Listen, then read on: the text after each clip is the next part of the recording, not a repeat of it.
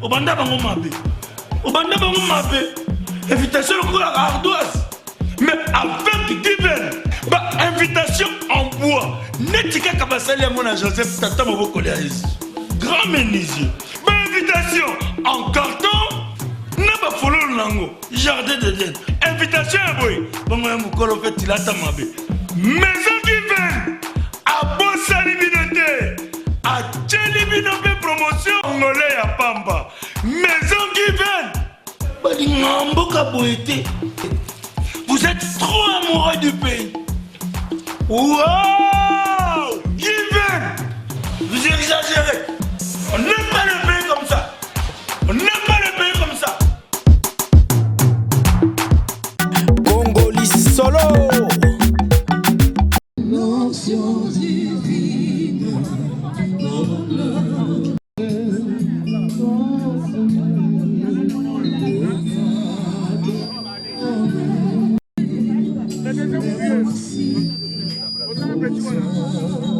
Mais voici à ta sainte présence, pour t'adorer. Oh Seigneur, nous sommes devant toi pour t'adorer, pour t'adorer. Et à ta sainte présence, pour t'adorer. Adorer toi, Seigneur.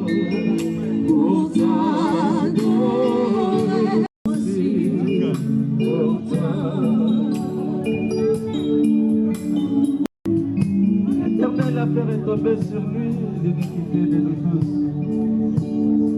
Mais il était blessé, brisé pour l'iniquité.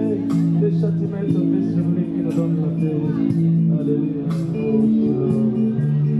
Mais voici à ta sainte présence, pour t'adorer.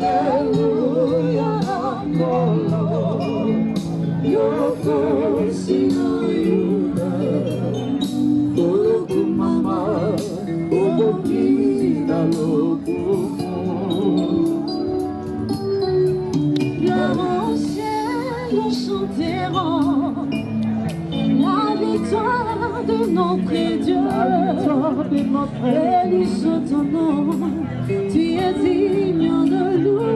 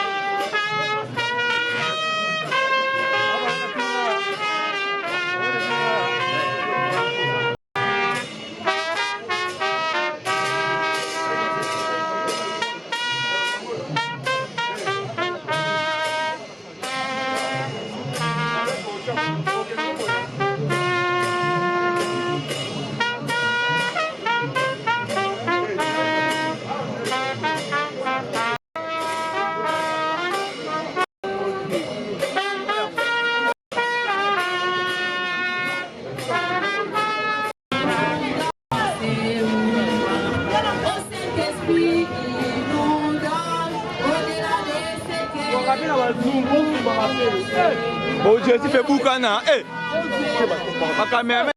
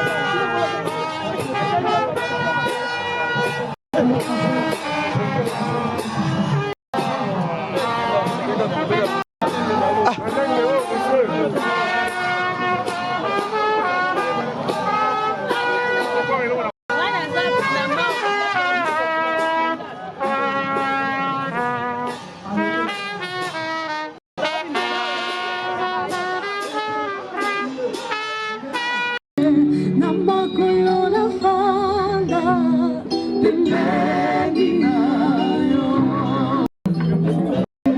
le nom de l'homme de l'avion, décédé à Kinshasa, en date de l'artiste chorégraphe. L'homme de l'avion, le docteur ingénieur Bokabone, Michel Attel, nous a quitté en date du 2 juillet de suite d'une courte maladie à l'âge de 60 ans.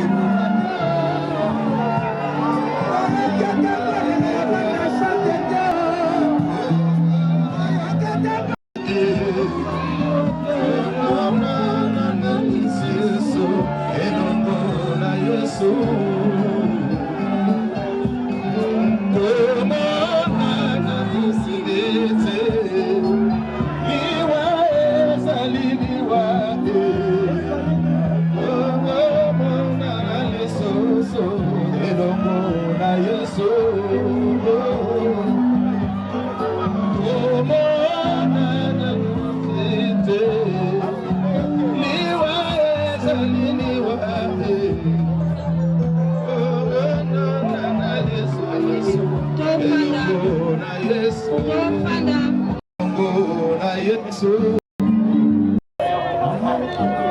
amis, familles et connaissances vont lui rendre pour la dernière fois. Et voici comment se présente le programme des obsèques de Lambiolando. Nous allons commencer par une courte prière qui sera dite. Suivra les témoignages des enfants, des petits-enfants, des artistes et musiciens, mais aussi de l'homme d'affaires congolais Dimi Kinwani. Et puis nous passerons au dépôt de gerbes de fleurs pour clôturer par une prière. Et enfin ce sera la levée du corps pour la nécropole, dernière résidence de notre frère et ami collègue Lambert, dans la paix du Christ, les obsèques de l'artiste, musicien, chorégraphe Lambiolando. Madame la révérende, vous avez la parole.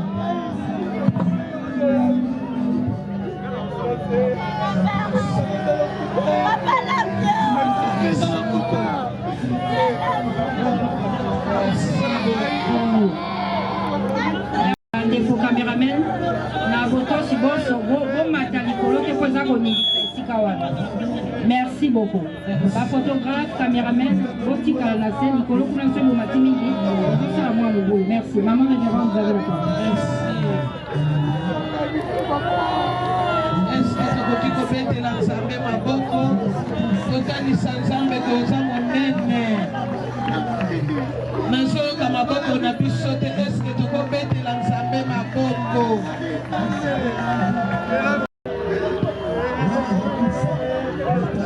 Tolingi tobondela kimia.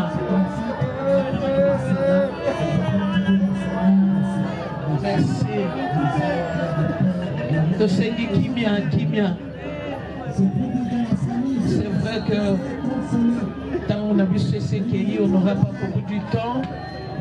Toujours ça la nyonso na lombangu. Komona na esilite, tokomona na ya Lambert, tokomona na papa Lambert. Bible lobi yo nani otuna ngai pona nini na longoli oyo ya ngai. E Bible lobi ekelamu nyonso eleki na nzela ya mwasi.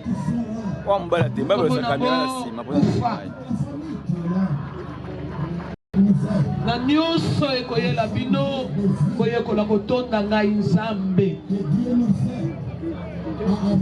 Pona papa Lambert nakoyebisa bino ke il est mort na maboko na likolo kimia. Bandeko bozali kokotosa kobosa bana Nzambe. Bo maîtriser nga bana ba mama leki botiki biso nien boyoka ndenge bazomema programme. Sécurité bokangi place wana o eza moma ya ko s'incliner te soki moto aye avanda. Biso tolingaki ya Lambert makasi. Un homme oyo tozana mingi ya koloba me moye toloba pe eza te. Un homme poli, un homme gentil, un homme responsable, un papa. Lambert, c'est un icône pour la libota mobimba et pour la nation. Nenge to bandaki kimia nyosengi tellement qu'il akonda ki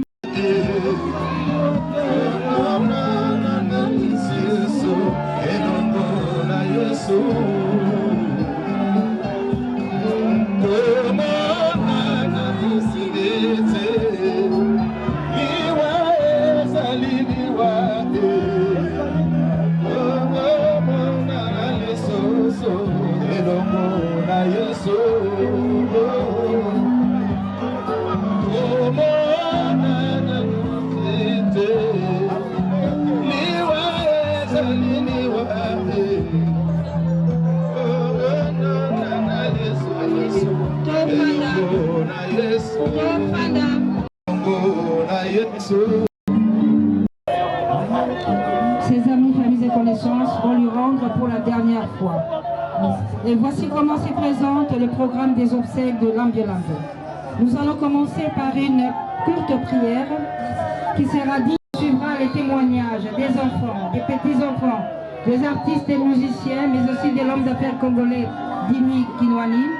Et puis nous passerons au dépôt de gerbes de fleurs pour clôturer par une prière. Et enfin ce sera la levée du corps pour la nécropole, dernière résidence de notre frère et ami collègue Lambert, début dans la paix du Christ, les obsèques de l'artiste, musicien, chorégraphe Lambiolando. Madame la révérende, vous avez la parole.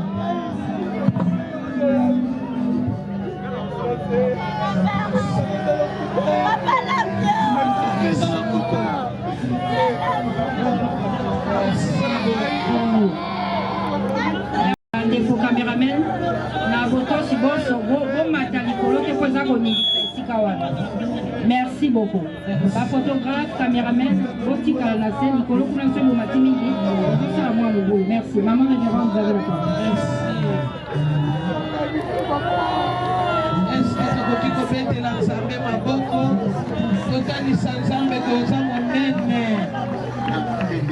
Nazoyoka maboko na biso te, eske tokobetela nzambe maboko?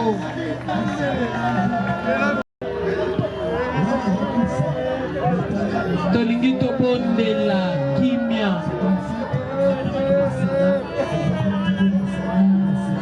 Merci. Tosengi kimia, kimia. C'est vrai que tant on a vu ce CKI, on n'aura pas beaucoup du temps. Toujours ça la nyonso na lombangu lombangu. Komona na esilite, tokomona na ya Lambert, tokomona na papa Lambert. Bible lobi yo nani otuna ngai pona nini na longoli oyo ya ngai. E Bible lobi ekelamu nyonso eleki na nzela ya mwasi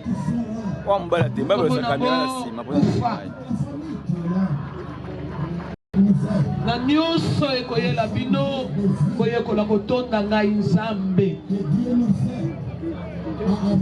Pona papa Lambert nakoyebisa bino ke il est mort na maboko na likolo kimia. Mandeko bozali kokotosa kokosa bana nzambe, bo maîtriser nga bana ba mama leki botiki biso nien boyoka ndenge bazomema programme. Sécurité bokangi place wana bo eza moma ya ko s'incliner te soki moto aye avanda. Biso tolingaki ya Lambert makasi, un homme oyo tozana mingi ya koloba me moye toloba pe eza te. Un homme poli, un homme gentil, un homme responsable, un papa. Lambert, c'est un icône pour la libota mobimba et pour la nation. Batubayate, obanda bango mabe,